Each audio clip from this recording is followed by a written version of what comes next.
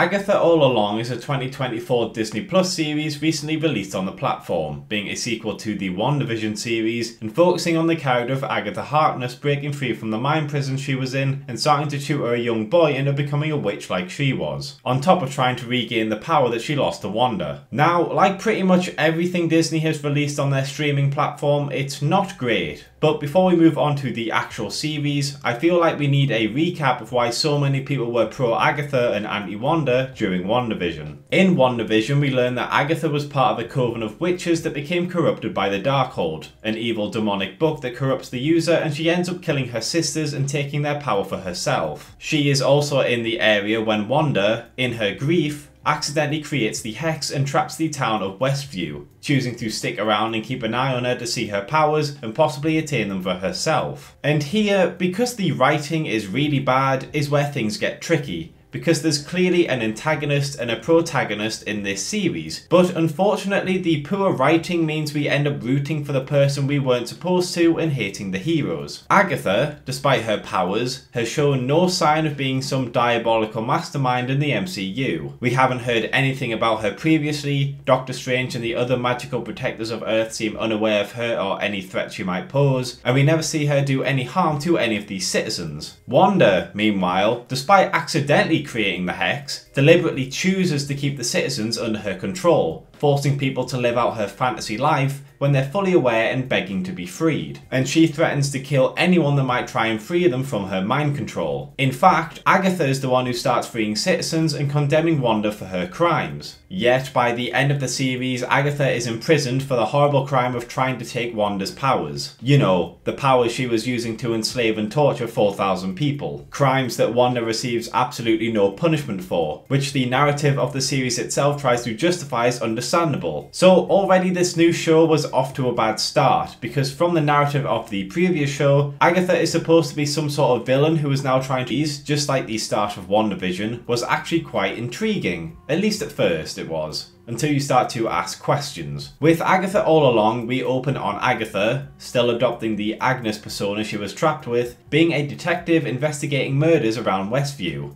I do like this opening. If this was in another MCU project, I would say that this is a new and interesting premise for the franchise. But as a sequel to WandaVision, I'm a bit confused about how it relates to the end of that show. At the end of WandaVision, Agatha is trapped as the Agnes persona, which was the stereotypical nosy neighbour that's always spreading gossip with the other neighbours. So I don't understand why she is now a detective who is solving murders. I thought this whole being stuck as the blithering, obnoxious gossip girl was part of her punishment, but apparently she's just stuck from being her original personality, and the spell Wanda put her under allows her to be literally anyone else. Secondly, the whole show within a show premise is carried over from WandaVision, at least initially, except here it makes no sense. In WandaVision, the show within a show was actually something the other characters at SWORD were watching, with Wanda sending a signal broadcasting things that were happening in Westview to the outside world. Things the SWORD agents could watch to try and understand what's going on in the town. The Hex was like a big TV studio set, broadcasting a show to those around it. But there is no Hex in this series. Agatha is the only one affected by any magic, so I don't understand where this opening takes place. Is it in her head? It certainly seems to be framed that way, but I don't understand why that would be the case. In WandaVision, it was shown that people knew who they were and what is going on while Wanda controls them. They just have no way to express it as they're trapped in their own heads. So why wouldn't Agatha be fully conscious here? Why does someone else need to come along to remind her of who she is while she's trapped as the ditzy neighbour? Why she's stuck in this Agnes of Westview show when she should be fully aware that she is not a detective and that she is trapped in Westview? But this can't be in her head, because it's shown later that she does actually have the goth kid locked up in her house in the real world after taking him to a jail cell as a detective. So is this stuff actually happening in the real world? Then have all these neighbours just been dressing up as the characters in her magical state? How do they have time to do this? Don't they have jobs and families to get back to? It's all just a little bit too vague about what is actually going on in these first 20 minutes. So yeah, not the greatest start. Detective Agnes is focused on a murdered woman with no identification, as she struggles to find clues about the Jane Doe. I will say that there's a lot of expository dialogue in this section, However, as it's trying to mimic those daytime TV detective shows, I find it actually has quite a weird charm to it. So it doesn't really bother me as much as I thought it would. So she finds a witch's pendant near the crime scene and comes in contact with two people. Agent Vidal of the FBI and a suspicious goth kid who tries to steal something from her house and seems to know more than he lets on. Eventually, Vidal reveals that the body belongs to Wanda, that the spell she is under is breaking down due to Wanda's death, and that she can free herself from the Agnes personality. Agatha wakes up and for some reason she is naked. Now, I've seen some people complain that this is like Thor, Love and Thunder, where Thor is sexualized against his will.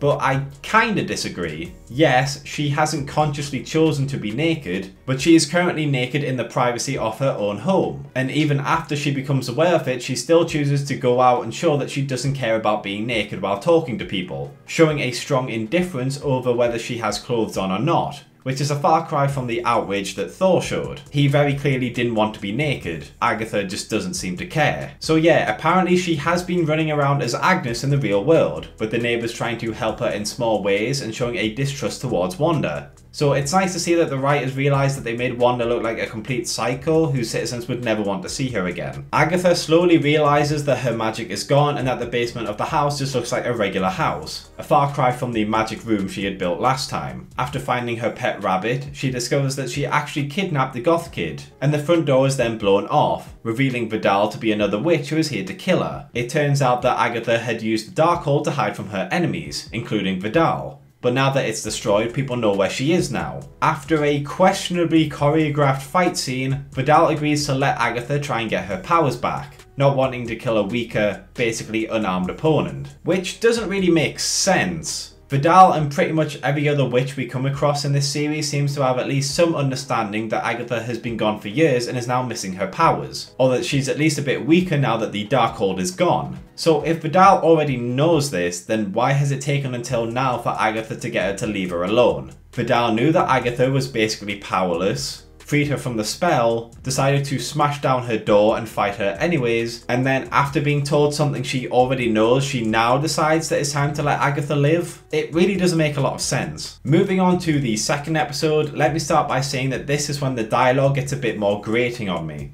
In the first episode, when they were doing the whole detective part, I thought it worked as a decent parody of those daytime TV detective shows, but that kind of dialogue continues throughout the rest of the episode, and undoubtedly the rest of the show will have this too. And this dialogue and its delivery ranges from okay to astonishingly bad. And unfortunately, it's the banter of the two main characters where most of the annoying dialogue comes from. So your tolerance for annoying people talking needs to be pretty high to get through this show. The goth kid reveals that he is seeking the Witch's Road, a magical trial that, if passed, gives the individual the thing they want the most. The goth kid explains that he helped to free Agatha from her spell and needs her help in reaching the road, as while he is knowledgeable and book smart, he doesn't have a lot of power to make full use of his abilities, and offering to partner up so that both of them can get their powers back. Agatha agrees to help, becoming intrigued with him when he repeatedly tries to tell her his name only for it to get censored, hiding his identity, which is something he doesn't seem to be aware is happening. Agatha explains that they will need a coven of witches in order to access the Witch's Road,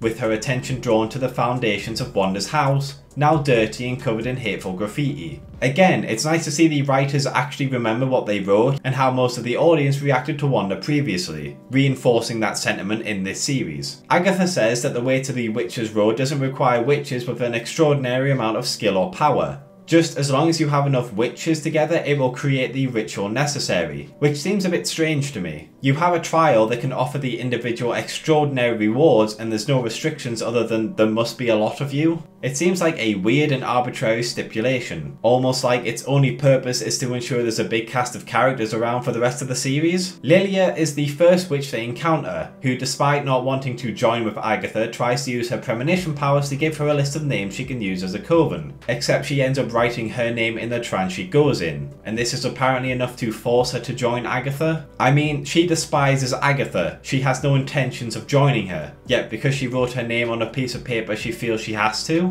Agatha walks off with the full belief that Lilia is going to now help her when Lilia could just not show up.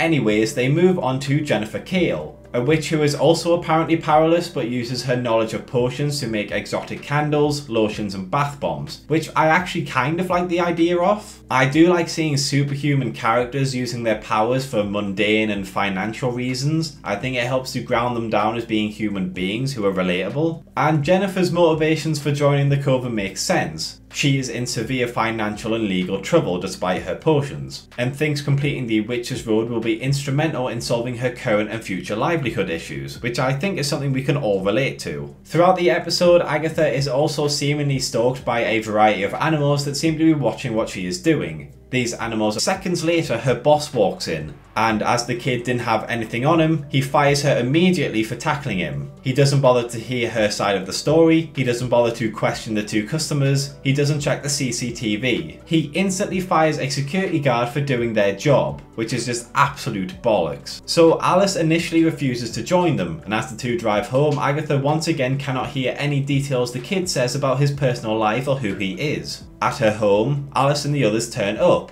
requiring one more witch to join them, and despite the fact that this fourth member is supposed to be Vidal, Agatha instead just grabs one of the neighbours to come and join the coven. So in a coven you can literally just grab anyone then. I mean, Jennifer talks about how this green witch they need is arguably the most important and necessary witch needed to reach the Witch's Road. But if you can just pull anyone off the street and use them, then surely the witch's powers and skills are completely arbitrary when forming a coven. Ignoring the fact that Mrs. Davies doesn't even sing any of the notes, meaning you don't even need people to know how to sing or know the song to open it in the first place, if any rando can be used to open the Witch's Road, could a whole group of normal people open the Witch's Road just by singing, despite not having any magic? If the Witch's Road is so well known that books have been written by it and people go around trying to find it, then why haven't there been any news stories in the MCU, or even bits of dialogue in the Doctor Strange movies, mentioning big groups of people just disappearing after singing the Witch's Road chant? So Agatha recruits Mrs. Davies, one of her neighbours, to the coven, and the group gather in the basement. They also keep doing this joke that really isn't funny where the goth kid thinks the Witch's Road is an actual road, and keeps wanting to be the one to drive the car only for Agatha to tell him off. He repeatedly does this throughout the episode, and despite being told it's a song that opens a portal, and despite them later being in the basement, he still thinks he's going to drive a car.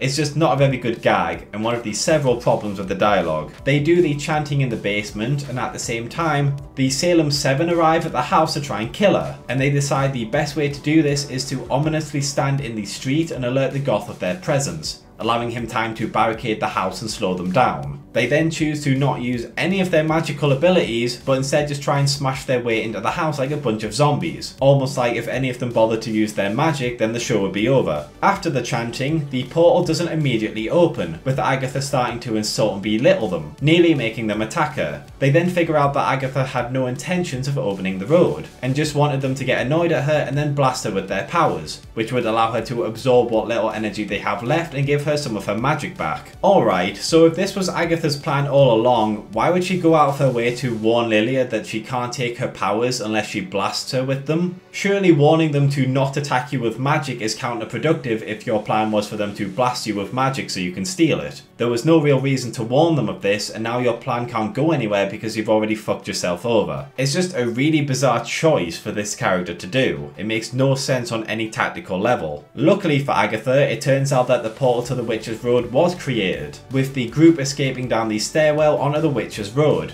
ready to face the trials. Overall, the first two episodes had a few good parts, a few bad parts, and a lot of mediocrity. I enjoyed how Westview hated Wanda, I enjoyed the detective mystery style opening, and I like some of the witches' use of their powers for some of the mundane or financial reasons. I'm also very happy that they aren't trying to make Agatha a hero so far. Everything she's done has been very pragmatic and for her own benefit, which matches what we know about the character so far. Unfortunately, a lot of the magical aspects just don't seem to make any sense or come across as extremely dumb. A lot of the dialogue sounds very cringy and artificial. The acting can be a bit stale and underwhelming, especially the physical fight scenes we get. and the tone seems to be focusing more on being quirky than being a serious deep dive into the witching world of the MCU, which is a shame because I think there's actually a lot that could be done here, but I think they're just going to ruin it by constantly shoving comedy everywhere, which has been a big problem for every other project that they've done so far. Overall, the series is off to a very underwhelming start, and if these 2 episodes are already struggling with the characters to like, the magic and the rule set off it, I struggle to see how the rest of the show is going to do any better.